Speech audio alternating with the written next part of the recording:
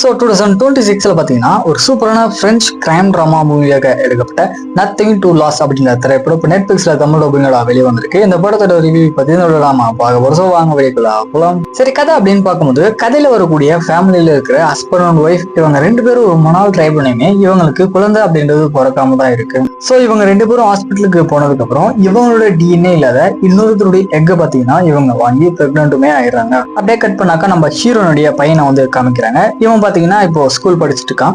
ஒரு நாள் நைட்ல வெக்கேஷனுக்காக வெளியே போகும்போது திடீர்னு இவன் பாத்தீங்கன்னா மயக்கம் போட்டு விழுந்துறான். ஸோ என்னாச்சு அப்படின்னு சொல்லிட்டு ஹாஸ்பிட்டலுக்கு போயிட்டு பார்க்கும்போது இவனுக்கு பாத்தீங்கன்னா பிளட் கேன்சர் இருக்கு அப்படின்னு நம்ம ஹீரோக்கும் அதுக்கும் தெரிய வருது. இதுக்கப்புறம் நம்ம ஹீரோயின் அவங்களோட பையனை வந்து இப்படி எல்லாம் பாத்துக்கிறாங்க. கடைசி என்னாச்சு அப்படின்றது அந்த படத்தோட ஆன்லைன் ஸ்டோரியா இருக்கு. மெயினா இந்த படத்துடைய ஃபர்ஸ்ட் ஆஃப் எல்லாமே பாத்தீங்கன்னா அந்த ஹாஸ்பிட்டல்ல இருக்கிற குழந்தைகளுடைய அட்மாஸ்பியர் எல்லாமே பாத்தீங்கன்னா ஆன் ஸ்கிரீன்ல ரொம்பவே யதார்த்தமா காமிச்சிருக்காங்க. ஸோ இதெல்லாமே அருமையா இருந்துச்சு.